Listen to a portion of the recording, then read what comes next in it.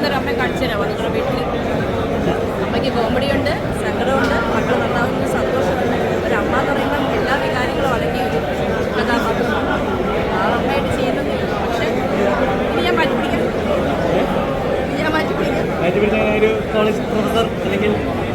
അല്ല, വരുന്നുണ്ട്. ആക്ച്വലി ഒരുപാട് ഡിഫറെൻറ്റ് ക്യാരക്ടേഴ്സ് വരുന്നുണ്ട്.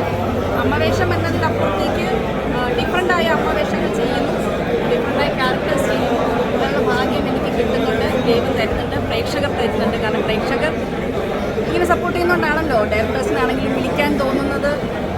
എന്നിൽ ഉള്ള കഴിവ് കണ്ട് പ്രേക്ഷകർ പ്രോത്സാഹിപ്പിക്കുന്നതുകൊണ്ടാണ്. ഞങ്ങൾ ആർട്ടിസ്റ്റുകൾക്ക് പ്രേക്ഷകരാണ് വരുന്നത്, പിന്നെ ലക്കും ദൈവം. ടൈറ്റിലിനോട് ഭയങ്കരമായിട്ട് നീതി പുലർത്തിയൊരു പടമാണ്. കാരണം എല്ലാ മലയാളികൾക്കും ഒരു ന്യൂസ് ബമ്പ് കിട്ടുന്ന കുറേ മൊമെൻറ്റ്സ് ഈ സിനിമയിലുണ്ട്. എസ്പെഷ്യലി നിവിൻ ഓൾറെഡി കംബാക്ക് വന്നതാണ്. ഒന്നും കൂടി ഒരു തിരിച്ചുവരവ് നിവിൻ്റെ ഭാഗത്ത് നിന്ന് ഉണ്ടായിട്ട് അടിപൊളി പെർഫോമൻസ് ആയിരുന്നു. പിന്നെ നമുക്ക് മലയാളികൾക്ക് ഒരു പുതിയൊരു കോമ്പോനും കൂടി കിട്ടി. നിവിൻ ധ്യാൻ എന്നുള്ളൊരു കോമ്പോ. യൂഷ്വലി നമ്മൾ നിവിൻ അച്ഛൻ എന്നുള്ളൊരു കോമ്പോ ആയിരുന്നു, പക്ഷേ ഇപ്പോൾ നമുക്ക് നിവിൻ ധ്യാൻ എന്നുള്ളൊരു കോമ്പോ ഉണ്ട്. പിന്നെ ഇതിൻ്റെ ഹൈലൈറ്റ് എന്ന് പറയുന്നത് മ്യൂസിക്കാണ്. ജെയിംസ് ബിജോയുടെ കിഡിലൻ ബാക്ക്ഗ്രൗണ്ട് മ്യൂസിക്കാണ്. നമുക്ക് പല നോർമൽ മൊമെൻറ്റ്സ് പോലും നമുക്ക് ഭയങ്കര ഒരു ഗൂസ് ബംസ് കിട്ടുന്നത് ആ ബീജത്തിൻ്റെ ഒരു ഇമ്പാക്റ്റ് കൊണ്ടിട്ടാണ്.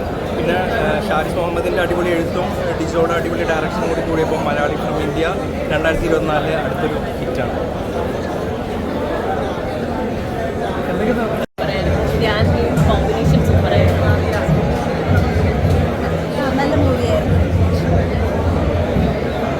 നിവിൻ പോളിയുടെ പെർഫോമൻസ് ഒക്കെ എങ്ങനെ ഉണ്ടായിരുന്നു?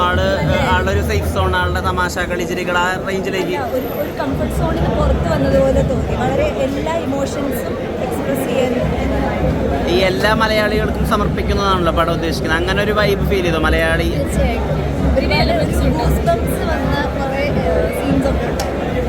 കുറേ മെസ്സേജസ് ഇതിലൂടെ പറഞ്ഞു വരുന്നതായാലും അല്ലാതെ പേടിപ്പിക്കുന്നേ ശരിക്കും പേടിപ്പിച്ചാണോ? നീമ്പോളിൽ നിന്നെയാണ് പേടിപ്പിച്ചത്? നീയാണ് പേടിപ്പിച്ചത്?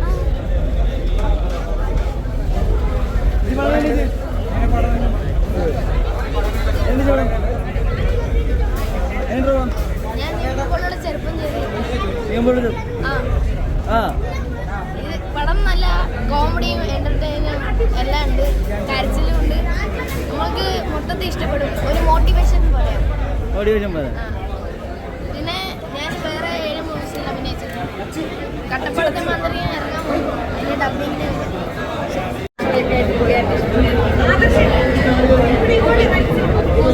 ഇഷ്ടപ്പെട്ടു. ഞാനിപ്പോൾ ചെയ്യുന്ന പടങ്ങളൊക്കെ ഡിഫറെൻ്റ് ആയിട്ടുള്ള ക്യാരക്ടർ, ഡിഫറെൻ്റ് ആയിട്ടുള്ള ഒരു ജോണറാണ്. അതും കഷ്ടമൊന്നുമല്ല വേണ്ടത്, പരിശുദ്ധമാണ് വേണ്ടതെന്ന് പറയുന്നത്. സാധാരണക്കാരുടെ ജീവിതം കണ്ടിട്ടില്ല.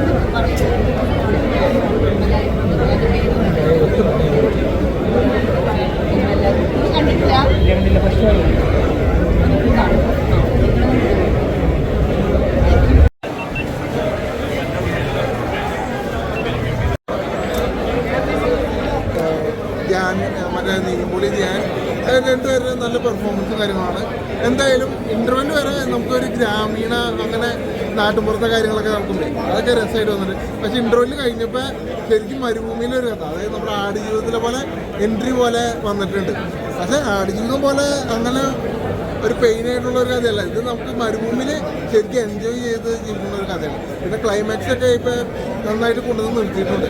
അതായത് മറ്റേ അഗ്നിചിറകുകൾ മറ്റേ അങ്ങനത്തെ ഒരു മോട്ടിവേഷൻ നല്ല രീതിയിൽ വന്നിട്ടുണ്ട്. എന്തായാലും മസ്റ്റ് തിയേറ്റർ വാക്കുകളായിട്ട്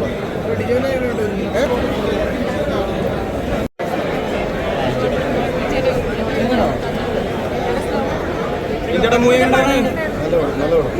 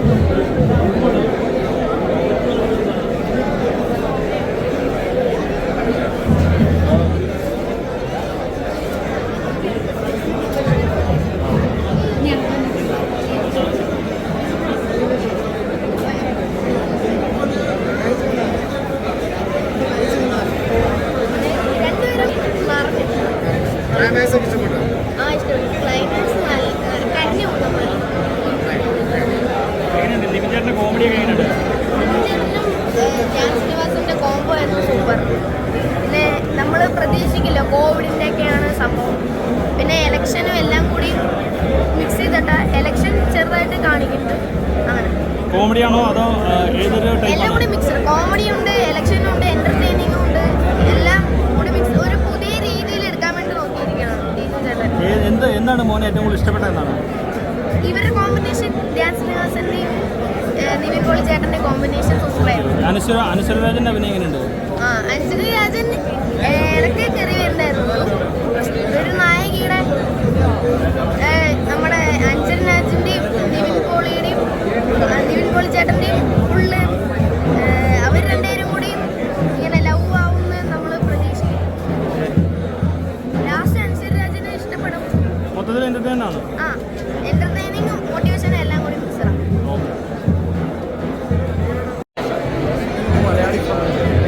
മലയാളികളെ കഥയാണ്. കുട്ടികൾ ഇനിയും തുടരും. നമ്മുടെ നാടല്ല കേരളം, അഭിമാനമാണ്.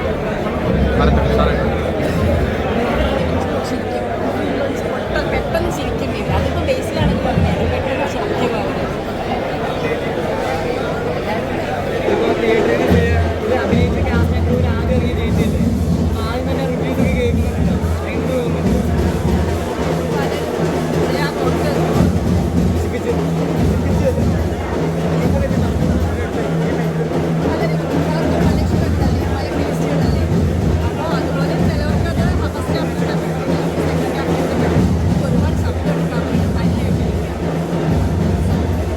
ഞാനല്ല പറയുന്നത്, ജനങ്ങളാണ് അതിനെ പറയുന്നത്.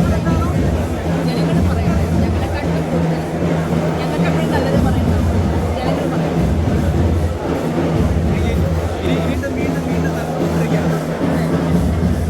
അമ്മവേഷം മാത്രമല്ല വേറെ കുറേ ആൾക്കാർക്ക് അമ്മവേഷങ്ങൾ ഭയങ്കരമായിട്ട് ചേച്ചി വേറെ ചെയ്യേണ്ടതെന്നൊക്കെ പറയുന്നുണ്ട്. പക്ഷേ ഒരു ആർട്ടിസ്റ്റ് എന്നുള്ള രീതിയിൽ വേറെ പല ക്യാരക്ടേഴ്സ് ചെയ്യുന്നതാണ് ഇപ്പം ഞാൻ ചെയ്യുന്നത്. ഡിജോ തന്നെ ഈ സിനിമ കഴിഞ്ഞോ പറഞ്ഞു, ചേച്ചി ഇനി ഒന്ന് മാറ്റി പിടിച്ചോട്ടോ, ഇല്ലെങ്കിൽ നിങ്ങൾ അമ്മയായിട്ട് തന്നെ വീണ്ടും പോകും. ഞാൻ വേറെ ക്യാരക്ടേഴ്സ് ചെയ്യുന്നുണ്ട്. ഇപ്പോൾ വരുന്ന 4 പടം വേറെ ക്യാരക്ടേഴ്സ്. ആഗ്രഹത്തിൻ്റെ അല്ല, അത് വരും. Thank you. ജനങ്ങളുടെ ഒപ്പീനിയനെ കുറിച്ച് ചോദിക്കും. കാരണം ഞാൻ അഭിനയിച്ച സിനിമയെക്കുറിച്ച് നല്ലതേ പറയുന്നു. അപ്പം അത് ജനങ്ങളാണ് പറയേണ്ടത്. എങ്ങനെയുണ്ടായിരുന്നു അത് ഈ ഫസ്റ്റ് ഷോയിലൊന്നും കറക്റ്റ് റിവ്യൂ കിട്ടില്ല. അത് ഏത് സിനിമയുടെ ആണെങ്കിലും സെക്കൻഡ് ഷോ അല്ലെങ്കിൽ തേർഡ് ഷോയിൽ ജനങ്ങളുടെ കറക്റ്റ് റിവ്യൂ കിട്ടുമെന്ന് വിശ്വസിക്കുന്ന ആളാണ്. കാരണം ഫസ്റ്റിൽ കൂടുതൽ നമ്മുടെ ഫാമിലി, നമ്മുടെ ഫ്രണ്ട്സ്, മെമ്പേഴ്സ് അവരൊക്കെ. സോ സെക്കൻഡ് ആൻഡ് തേർഡ്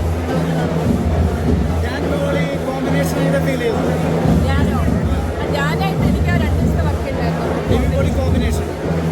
നിവിനോട്ട് കുറച്ച് ദിവസം ഉണ്ടായിരുന്നു. ഞാനോട്ട് കുറച്ച് ദിവസം 2 ദിവസം ഫണ്ടായിരുന്നു.